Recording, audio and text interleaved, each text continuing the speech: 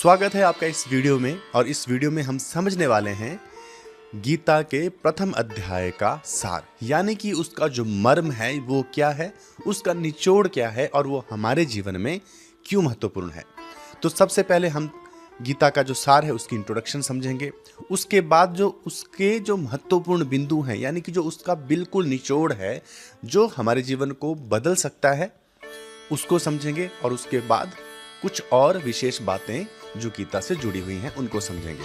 तो शुरू करते हैं हम हमारे इस वीडियो को। मनुष्य के जीवन में उसका उद्धार करने के लिए प्रस्थान त्रय माने जाते हैं, यानी कि 3 तरह के प्रस्थान कहे जाते हैं, यानी कि 3 तरह के जो हैं ग्रंथों की बात हो रही है वहां पर। तो सबसे पहले है ब्रह्मसूत्र, दूसरा माना जाता है वेदांत, यानी कि जो वेदांत का जो अंतिम भाग है, और तीसरा माना जाता है श्रीमद् भगवत गीता। तो गीता को इन सब में श्रेष्ठ भी माना जाता है। उसका कारण ये है कि गीता एक आम व्यक्ति भी पढ़ सकता है, और गीता आपको एक ऐसी अपॉर्चुनिटी देती है कि आप अपने जीवन में भले ही किसी भी प्रकार की स्थिति में हो, वहां पर भी आप अपना कल्याण कर सकते हैं और भगवान को प्राप्त कर सकते हैं। अब सोचिए कि भला युद्ध से बुरी स्थिति क्या हो सकती है। कोई भी स्थिति हो, लेकिन युद्ध से बुरी नहीं होती, क्योंकि युद्ध हमेशा अंतिम स्थिति होती है। तो युद्ध में भी अगर कोई मुक्त हो सकता है, भगवान को प्राप्त कर सकता है, तो वो गीता आपको बताती है। एक ऐसा अवसर प्रदान करती है आपको गीता कि आप कहीं भी, कभी भी, कैसी भी हालत में, किसी भी स्थिति में मुक्त हो सकते हो, ईश्वर को प्राप्त कर सकते हो। गीता का उद्देश्य ही है कल्याण करना, और सबका कल्याण करना, बिना किसी लाग लपेट के, बिना किसी ड्रामे के, बिना किसी नौटंकी के, कि बस सबका कल्याण होना चाहिए, प्राणी मात्र का हर स्थिति में कल्याण होना चाहिए। तो अब हम शुरू करते हैं हमारे इस अध्याय के सार को। तो गीता कैसे आई, कैसे प्रकट हुई, ये सारा सिलसिला शुरू होता है महाभारत से। महाभारत एक लंबी कथा है, लेकिन आज हम उस पर तो नहीं जाएंगे, लेकिन हम हमारी शुरुआत करते हैं कौरवों से और पांडवों से। पांडव और कौरव आपस में जुआ खेलते हैं। कौरव बड़ी चालाकी से पांडवों से जुए में जीत जाते हैं। पांडव जुए में धन, संपत्ति, राज्य सब हार देते हैं। इतना ही नहीं, बल्कि वो अपनी पत्नी द्रौपदी को भी उस जुए में हार जाते हैं। द्रौपदी का भारी अपमान होता है। और सिर्फ इतना ही नहीं, कौरव यानी कि दुर्योधन पांडवों को 12 वर्ष का वनवास दे देता है, उनको राज्य से बेदखल कर देता है, और 12 वर्ष के वनवास के साथ 1 वर्ष का अतिरिक्त वनवास उनको दे देता है। अज्ञातवास ये होता है कि अगर उस 1 वर्ष में आपको अगर किसी ने ढूंढ लिया कौरवों की साइड से, तो आपको फिर से 12 वर्ष का और ज्यादा वनवास भोगना पड़ेगा। वनवास पूरा करने के बाद जब पांडव वापिस लौटते हैं, तो वहां पर बात होती है विभाजन की कि अब हमें हमारा राज्य वापिस किया जाए। लेकिन दुर्योधन लोभी था, लालची था, और पांडवों से उसको सदैव द्वेषी था। तो दुर्योधन साफ मना कर देता है कि मैं तुमको कुछ भी देने वाला नहीं हूं, तुम्हें कोई राज्य नहीं मिलने वाला। जब ऐसी बात आती है तो फिर समझने और समझाने का सिलसिला शुरू होता है। इवन भगवान श्री कृष्ण स्वयं शांति का संदेश लेकर कौरवों के पास जाते हैं, दुर्योधन के पास जाते हैं, और दुर्योधन से बड़ी ही विनम्र प्रार्थना करते हैं कि पांडवों का अधिकार है, उनको उनका राज्य दे दो। लेकिन दुर्योधन इस पर राजी नहीं होता है। उसके बाद कृष्ण कहते हैं कि चलो कोई बात नहीं, अगर राज्य भी नहीं देना है तो एक काम कर लो, बस इन पांडवों को बस 5 गांव दे दो, मेरे कहने से पांडव मान जाएंगे। यानी कि अगर मैं इस सौदे को स्वीकार कर लूंगा तो पांडव भी स्वीकार कर लेंगे, इतना मुझे पांडवों पे भरोसा है। कहां तो युधिष्ठिर को राजा होना चाहिए था, और कहां भगवान श्री कृष्ण उनके लिए बस 5 गांव मांग रहे थे। तो इस पर दुर्योधन उत्तर देता है कि 5 गांव तो दूर की बात है, मैं तो सुई की नोक जितनी जमीन भी उनको नहीं दूंगा। मतलब इससे स्पष्ट हो गया दुर्योधन का लालच, उसका लोभ, उसकी जो नियत थी, वो यहां पर पता चल गई कि वो कुछ भी देना नहीं चाहता था। सिर्फ इतना ही नहीं, जब भगवान श्री कृष्ण ने आगे उसको समझाया, तो दुर्योधन ने भगवान श्री कृष्ण को बंदी बनाने का भी आदेश दे दिया। और भगवान श्री कृष्ण को भी अगर बंदी बनाने का आदेश दुर्योधन ने दे दिया, तो इससे पता चलता है कि वो कितना आताताई था, और इससे ज्यादा मर्यादा का उल्लंघन और हो नहीं सकता था। यानी कि वो अंतिम स्थिति थी वहां पर।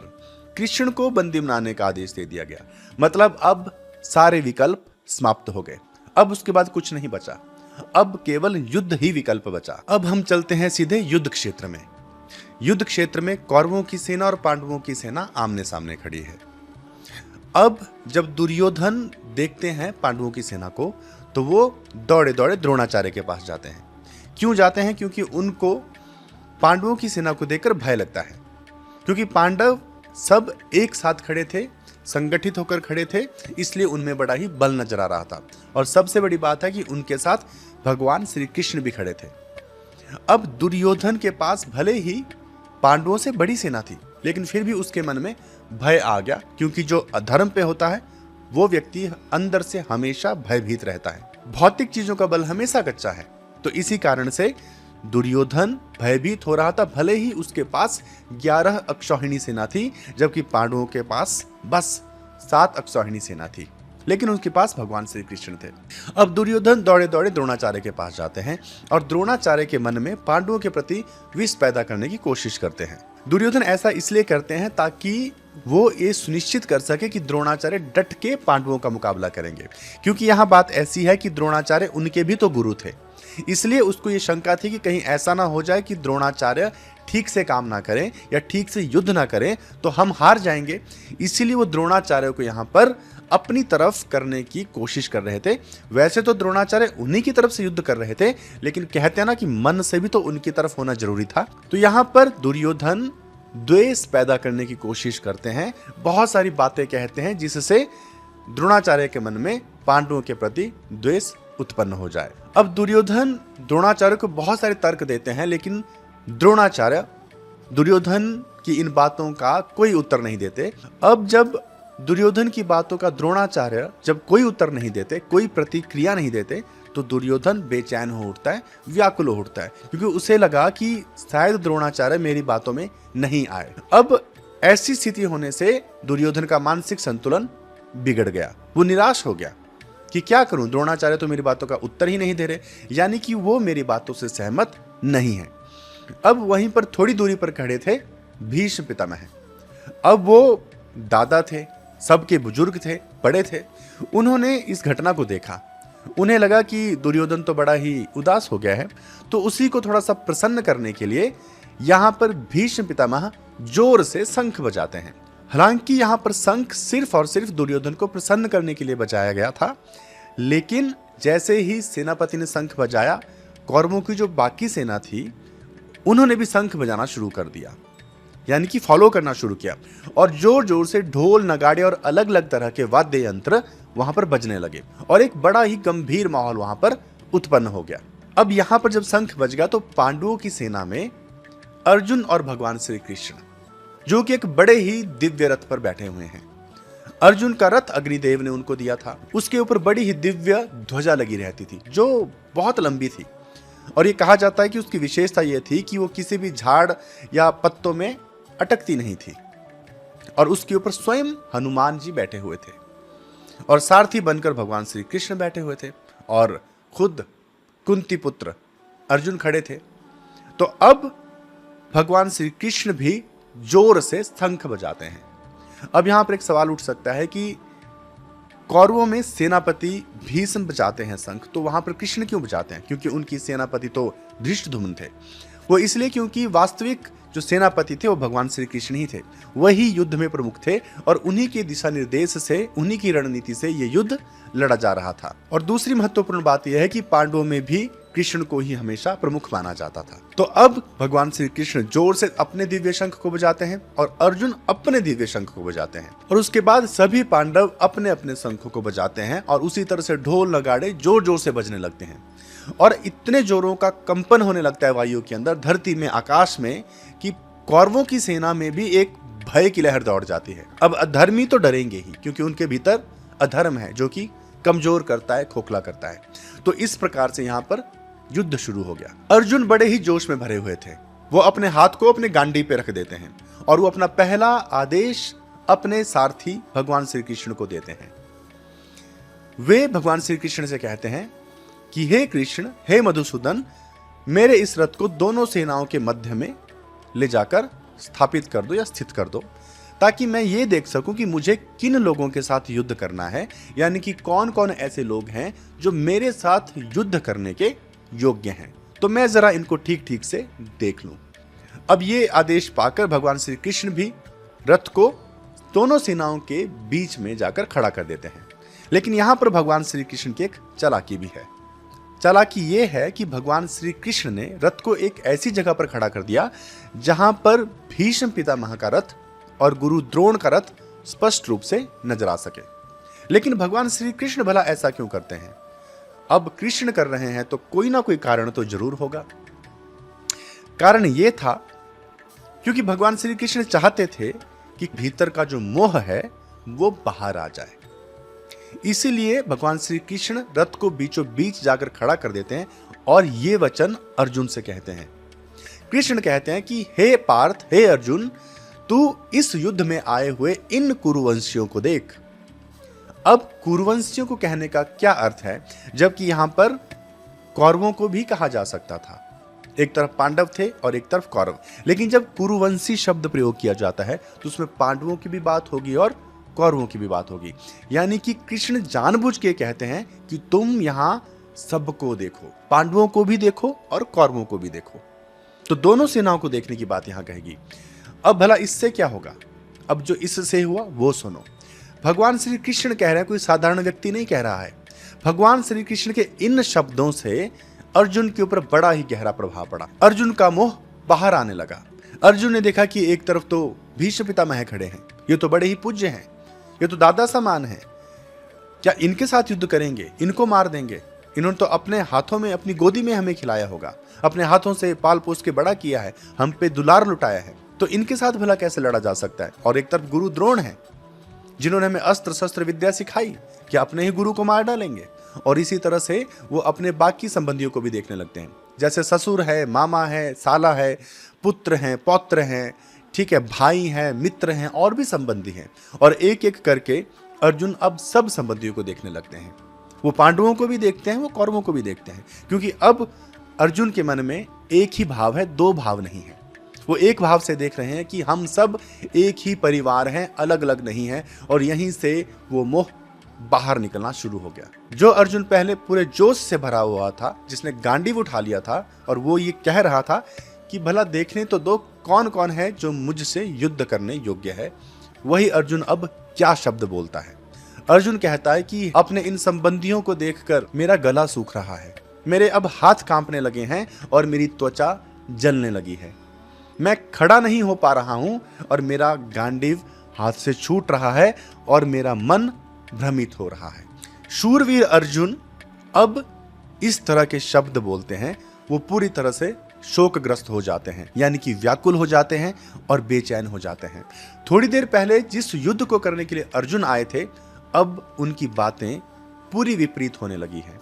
इसके बाद अर्जुन एक एक करके बहुत सारे तर्क देते हैं भगवान श्री कृष्ण को युद्ध न करने के। अब वो इस युद्ध से बचना चाहते हैं, इसलिए अर्जुन कई तर्क देते हैं। जैसे कि वो ये कहते हैं कि हे पार्थ, हमें इस युद्ध से भला क्या मिलने वाला है? राज्य मिलेगा, सुख मिलेगा, ठीक है, धन संपत्ति मिलेगी, थोड़ा सा मान सम्मान मिल जाएगा, लेकिन उससे क्या होगा? अपने कुल का नाश करने से तो नरक ही मिलने वाला है, ठीक है। अपना परिवार ही नहीं रहेगा तो सुख से भला क्या करेंगे हम? सुख भी तो तभी होता है जब परिवार होता है। जब परिवार नहीं रहेगा तो सुख का कोई लाभ नहीं रहेगा और बाद में हमें दुखी रहना पड़ेगा। अभी तो मार देंगे, राज्य भी मिल जाएगा, लेकिन उसके बाद जीवन भर हम शोक से बिताएंगे अपने जीवन को कि हमने बहुत बड़ा पाप कर दिया। कुल का नाश कर देंगे तो उससे स्त्रियां बाद में दूषित हो जाएंगी, स्त्रियां दूषित हो जाएंगी तो वर्ण संकर पैदा हो जाएंगे, और जब वर्ण संकर पैदा हो जाएंगे तो कुल घातियों को, यानी कि हम ही लोगों को इज्जत और सम्मान नहीं देंगे, हमें पितृदान पिंडदान नहीं देंगे और हम लंबे समय तक नरक में भटकेंगे और हम लोगों का पतन हो जाएगा। यानी कि अगर उच्च लोक में भी होंगे तो वहां से भी हमारी गति नीचे की तरफ हो जाएगी। तो अब ये सारे जो भ्रम हैं अर्जुन के मन में आने लगे हैं। अर्जुन भूल गए हैं कि ये युद्ध राज्य सुख लोभ के लिए नहीं हो रहा था, ये धर्म और अधर्म का युद्ध था। लेकिन मोह ने अर्जुन को ऐसे जकड़ लिया है कि उसकी बुद्धि भ्रष्ट हो गई है और वो कायरों के जैसी बात करने लगे हैं। अब जैसे जैसे अर्जुन एक एक करके तर्क देते जा रहे हैं, उनकी इन नेगेटिव बातों का अपने ऊपर ही नेगेटिव प्रभाव पड़ रहा है, यानी कि वो डिमोटिवेट हो रहे हैं क्योंकि वो बातें ही वैसी कर रहे हैं। अब ऐसी बातें करते करते अर्जुन बाद में कहते हैं कि हे भगवान श्री कृष्ण, कितने दुख की बात है, कितनी हैरानी और खेद की बात है कि हम लालच के लिए, राज्य के लिए, सुख के लिए अपने ही लोगों को मारने के लिए यहाँ आ गए हैं और हमने ऐसा निश्चय कर लिया है। मतलब अर्जुन को अब ऐसा लग रहा है कि हमने इतनी मूर्खतापूर्ण हरकत कैसे कर दी, हमारे मन में ये कैसे आ गया कि हम अपने लोगों को मार डालें, हमने आखिर ये निश्चय ही कैसे कर लिया है। और इसके बाद अर्जुन भगवान श्री कृष्ण को अपना अंतिम निर्णय सुना देते हैं। श्लोक नंबर 46 में अर्जुन भगवान श्री कृष्ण को कहते हैं कि हे केशव, हे मधुसूदन, ये जो कौरव हैं इनकी तो बुद्धि भ्रष्ट हो चुकी है, ये तो अधर्मी है, लेकिन मैं तो धर्म वाला हूं, तो इसलिए अगर ये अस्त्र शस्त्र धारण करके मुझे मार डालते हैं तो मैं निहत्था हूं और मैं इनके उस हमले का जवाब भी नहीं दूंगा, यानी कि मैं प्रतिकार नहीं करने वाला, मैं कुछ भी बचाव नहीं करूंगा। और अगर ये अस्त्र शस्त्र धारण करने वाले लोग मुझे मार भी डालते हैं तो बड़ा ही अच्छा हो जाएगा, मैं एक बहुत बड़े पाप से बच जाऊंगा, मतलब मैं कुल का नाश करने से बच जाऊंगा। अर्जुन इसको पाप समझ रहे हैं यहाँ पे। अब अर्जुन ने जब ये कह दिया तो ये उनका फाइनल डिसीजन था जो वो भगवान श्री कृष्ण को सुना देते हैं। और उसके बाद वो क्या करते हैं, वो रथ के बीचों बीच जाके बैठ जाते हैं और पूरी तरह से शोकग्रस्त हो जाते हैं। यहाँ पे अर्जुन पूरी तरह से कमजोर हो चुके हैं, खोखले हो चुके हैं, मोह ने उनको कायर बना दिया है और वो पूरी तरह से शोक के अधीन होकर बैठ जाते हैं। तो यहाँ पर गीता का प्रथम अध्याय समाप्त हो जाता है और इसके बाद जो दूसरा अध्याय है वहां भगवान श्री कृष्ण अर्जुन के मोह को काटते हैं। भगवान श्री कृष्ण चाहते ही ये थे कि अर्जुन का मोह बाहर आ जाए, क्योंकि बीमारी जब बाहर आती है पूरी तरह से तभी उसका इलाज संभव होता है। भगवान श्री कृष्ण जानते थे कि अर्जुन को अभी अपने अंदर के मोह का एहसास नहीं है, लेकिन जब युद्ध शुरू हो जाएगा तो देर सवेर वो मोह बाहर आ ही जाएगा और तब बड़ी समस्या हो जाएगी और वैसे तो हम युद्ध जीत नहीं पाएंगे। इसलिए भगवान श्री कृष्ण ने अर्जुन के इस विकार को नष्ट करने के लिए इस तरह के शब्द कहे जिससे अर्जुन का मोह बाहर आ जाए। तो ये हुआ हमारे प्रथम अध्याय का जो सार है पूरा, श्लोक नंबर 1 से लेकर 47 तक। श्लोक नंबर पहले का यहाँ रेफरेंस देना चाहूंगा। हमारा पहला श्लोक शुरू होता है धर्म क्षेत्रे कुरुक्षेत्र से। जो पहला पद है धर्म क्षेत्रे कुरुक्षेत्र, इसका अर्थ क्या है? यहाँ पर धर्म क्षेत्र क्यों कहा गया है? कुरुक्षेत्र को धर्म क्षेत्र इसलिए कहा गया क्योंकि उस क्षेत्र में देवताओं ने पहले यज्ञ किया था और राजा कुरु ने भी वहां पर तपस्या की थी, इसलिए क्योंकि वहां पर धर्म के कार्य हुए थे, इसलिए उस युद्ध को भी वहीं करने का सब ने निश्चय किया। और उसका उद्देश्य ये था कि युद्ध धर्म के लिए हो रहा है और इस युद्ध से जो भी निकले उससे सबका कल्याण ही हो, इसलिए उस क्षेत्र को धर्म क्षेत्र भी कहा गया। अब हम बात करते हैं कि इस अध्याय से जीवन की क्या सीख मिली या इसका जो निचोड़ है, इसका जो पूरा मर्म है वो क्या है। तो सबसे पहली जो सीख है वो है हमारे भीतर के विकार, जिसमें काम, क्रोध, मोह, लोभ, अहंकार, ईर्ष्या, द्वेष आते हैं। यानी कि दूसरों से युद्ध करने से पहले अगर सबसे पहले कोई हमारा शत्रु है तो हमारे अपने विकार हैं। ये विकार ही हमें धर्म से अधर्म की ओर लेके जाते हैं, हमारी बुद्धि भ्रष्ट करते हैं, हमसे पाप करवाते हैं और अंत में हमारा नाश हो जाता है। इस पूरे अध्याय का अगर निचोड़ हम देखेंगे तो वो यही है। यहाँ पर सभी व्यक्ति कहीं ना कहीं विकारग्रस्त हैं और उसी विकार से उनका नाश हो गया। जैसे कि धृतराष्ट्र अंधे थे लेकिन मोह से ग्रस्त थे, उस मोह ने उनकी बुद्धि को भी अंधा बना दिया। उन्होंने कभी दुर्योधन को ये नहीं कहा कि तुम गलत कर रहे हो। भरी सभा में द्रौपदी का चीरहरण होता है लेकिन धृतराष्ट्र कुछ नहीं कहते हैं। इसी से पता चलता है कि उनके इन्हीं विकारों ने उनको पूरी तरह से भ्रष्ट कर दिया था और उसी के कारण धृतराष्ट्र के 100 पुत्र कौरवों का सबका नाश हो जाता है। तो ये एक बहुत बड़ी सीख है कि हमें अपने इन विकारों से लड़ना है और पूरी गीता का यही संदेश है, यही मर्म है कि ये जो विकार हैं इनसे हमें मुक्त होना है। दूसरा बिंदु यह है कि जो सबसे बड़ा विकार यहां पर था वो मोह है।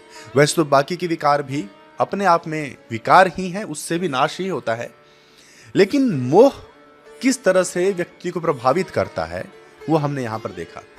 अर्जुन शूरवीर अर्जुन है, पूरे जीवन में किसी से हारा नहीं होगा। राक्षसों को भी अर्जुन ने हराया है। देवताओं को जब भी लगता था, आवश्यकता होती थी, अर्जुन को बुलाते थे और दैत्यों के साथ युद्ध करते थे। और कितनी ही बार अर्जुन ने दैत्यों को युद्ध में हराया था। तो सोचिए, वो अर्जुन हार गया किसके आगे? अपने ही आगे, अपने मोह के आगे। तो ये जीवन की सबसे बड़ी सीख है कि अगर आपको जीवन में आगे बढ़ना है, अगर आपको निर्णय लेना है, तो आपको अपने इस मोह से छुटकारा पाना होगा। आपको अपनी भावनाओं को अपने नियंत्रण में लेना होगा, ना कि उनके अधीन जाना होगा।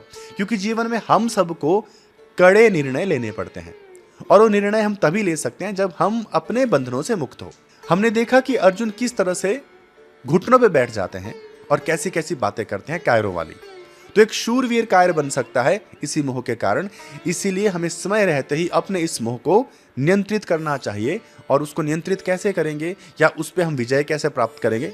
ज्ञान से, जो भगवान श्री कृष्ण आने वाले अध्याय में अर्जुन को देते हैं। अगला बिंदु है कि हमें हमारे जीवन में जो भी करना है वो धर्म के ऊपर चलकर ही करना है, क्योंकि धर्म का आचरण करने से हमें बल मिलता है।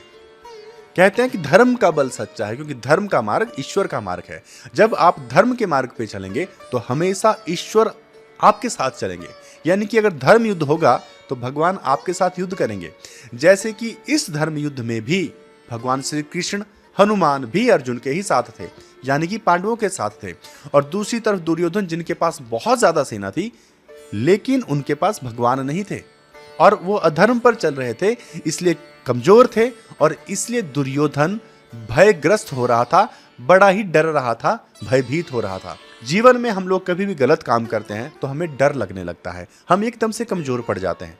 लेकिन जब हमने कोई गलत काम नहीं किया होता तो हम पूरी शक्ति के साथ खड़े रहते हैं कि हमने कभी कोई गलत काम नहीं किया, या हमने तो ये किया ही नहीं, तो हमें डर कैसा? तो यही है धर्म का बल। इसलिए हमें हमेशा धर्म के मार्ग पर चलना चाहिए। अगली सीख जो हमें यहाँ से मिलती है वो ये है कि कोई भी परफेक्ट नहीं होता है। जैसे पांडवों की भी बात करें तो वो भी कोई परफेक्ट नहीं थे, वो पूरी तरह से समाज से ही प्रभावित थे। जुआ भी खेलते थे, जुए में धन संपत्ति सब हार गए। और इतना ही नहीं, द्रौपदी को भी हार गए। और सोचिए द्रौपदी का कितना बड़ा अपमान हुआ, और सारे पांडव देखते रह गए, कुछ ना किया किसने। इतने शूरवीर योद्धा, पूरी दुनिया को हराने का सामर्थ्य, लेकिन फिर भी सिर नीचा करके बैठे रहे। तो यहाँ पर दिखाया जा रहा है कि समाज की जो कुरीतियां हैं उसका प्रभाव पांडवों पर भी था। उनके अंदर भी बहुत सारी कमियां थी, जैसे हम लोगों में है। ना वो परफेक्ट थे, ना हम परफेक्ट थे। हाँ, लेकिन बात इतनी है कि पांडवों ने भगवान का साथ पकड़ रखा था। वो भले ही कितने भी इम्परफेक्ट थे, लेकिन फिर भी भगवान की कृपा के कारण, यानी कि भगवान श्री कृष्ण के मार्गदर्शन के कारण, वो फिर भी धर्म के पथ पर आगे बढ़ते हैं और उनका विनाश नहीं होता है, यानी कि वो मुक्ति के मार्ग की ओर बढ़ जाते हैं। इसलिए जीवन में परफेक्ट होना बड़ी बात नहीं है, सब परफेक्ट नहीं है, लेकिन बड़ी बात यह है कि आप धर्म का साथ पकड़ लो, भगवान का साथ पकड़ लो, तब भी आप धीरे धीरे मुक्ति की ओर बढ़ जाते हो। पांडव और कौरव एक प्रतीक की तरह है। अगर आप अपने समाज में देखेंगे तो आपको एक दुर्योधन नजर आ जाएगा, एक धृतराष्ट्र जो पुत्र मोह में अंधा हो चुका है और अपने पुत्र को गलत काम करने से नहीं रोकता है। वैसे ही आपको पांडव भी नजर आ जाएंगे, एक युधिष्ठिर नजर आ जाएगा, एक अर्जुन नजर आ जाएगा, और एक नकुल, सहदेव और एक भीम भी नजर आ जाएगा। तो ये सारे जो किरदार हैं ये हमारे ही समाज में हैं, या कहें कि हम में ही ये सारे गुणों में और अवगुणों के रूप में प्रकट होते हैं। अगर हम गलत काम करेंगे तो हमारे भीतर वो दुर्योधन है। अगर हम कौशल में तेज हैं और हमारा लक्ष्य बहुत ही अकाट्य है तो हम अर्जुन हैं, जो सदैव अपने लक्ष्य की तरफ फोकस्ड रहता है। और अगर हम धर्म युक्त होकर चलते हैं तो हमारे भीतर एक युधिष्ठिर भी है। तो ये सारे गुण हमारे ही भीतर हैं, और गुण वो होता है जो हमें ईश्वर की ओर लेके जाता है, और अवगुण वो होता है जो हमें धर्म के मार्ग से दूर कर देता है। तो ये जितने भी चरित्र हैं हम इनको इसलिए देखते हैं ताकि हमें ये पता चल सके कि क्या करना है और क्या नहीं करना है, क्योंकि हम खुद को नहीं देख सकते लेकिन अपनी छाया को तो देख सकते हैं। तो हम ये कह सकते हैं कि पांडव और कौरव कुछ नहीं, हमारे ही समाज का दर्पण है, हमारे लिए एक टेम्पलेट है जिसको हम देखें, समझें, चिंतन करें और अपने जीवन में वहां से जो हमें सीख मिलती है उसको अप्लाई करें। अगली हमें सीख मिलती है कि कभी भी संघर्ष से मत भागो। हमारे जीवन में बहुत सारी समस्याएं आती हैं और कई बार हम उन समस्याओं से डर कर बैठ जाते हैं या फिर उनको इग्नोर करने की कोशिश करते हैं। तो यहाँ पर देखिए, जब अर्जुन ने कौरवों को देखा अपने सामने तो अर्जुन ने क्या किया? अर्जुन ने अपना हाथ गांडी पर रख दिया और कृष्ण से कहा कि मैं जरा देख तो लूं कि मुझे युद्ध किससे करना है, यानी कि मैं चुन लूं कि कौन मेरे लायक योद्धा है। यानी कि अर्जुन यहाँ पर कोई आसान लक्ष्य नहीं चुन रहे, वो कोई ऐसा योद्धा ढूंढ रहे हैं जिससे युद्ध करने में मजा आए, जो कोई कड़ी चुनौती दे। यानी कि अपनी क्षमता से नीचे का योद्धा चुनना भी अर्जुन को एक अपमान लगता है कि मैं क्षत्रिय हूं और मेरा जो लक्ष्य है, मेरा जो संघर्ष भी मेरे लायक होना चाहिए। तो मतलब ये है कि संघर्ष से भाग गए तो हम अर्जुन नहीं बन सकते। अर्जुन वो है जो संघर्ष ऊंचा तय करता है और उस संघर्ष के बाद ही वो अर्जुन बना है। अर्जुन कोई आसान लक्ष्य तय करने के बाद अर्जुन नहीं बना है। अर्जुन वो है जो चिड़िया की आंख भेद देता है। अर्जुन वो है जो मछली की आंख को जल में देख के भेद देता है। इसलिए वो अर्जुन है क्योंकि उसका संघर्ष भी बहुत बड़ा है और बड़ा संघर्ष ही मनुष्य को जीवन में आगे लेके जाता है, उसको कुछ अचीवमेंट दिलवाता है। इसलिए हम लोगों को कभी भी चुनौतियों से नहीं भागना चाहिए, संघर्ष से नहीं भागना चाहिए, क्योंकि संघर्ष ही तो जीवन है। बड़ी बात यहाँ पर क्या है कि मनुष्य बड़ा किस चीज से होता है? वो है उसकी ऊंची चेतना। भगवान श्री कृष्ण एक पूर्ण चेतना है, पूर्ण ब्रह्म है। अब सोचिए, भगवान श्री कृष्ण ने अर्जुन का सारथी बनना स्वीकार कर लिया, लेकिन सारथी बनने से क्या हुआ? क्या श्री कृष्ण का ओहदा छोटा हो गया? सोचिए, कहां भगवान और कहां सारथी? नहीं, भगवान श्री कृष्ण जब सारथी बन गए तो उस ओहदे का कद ऊंचा हो गया। सारथी का जो ओहदा है वही बड़ा हो गया अपने आप में।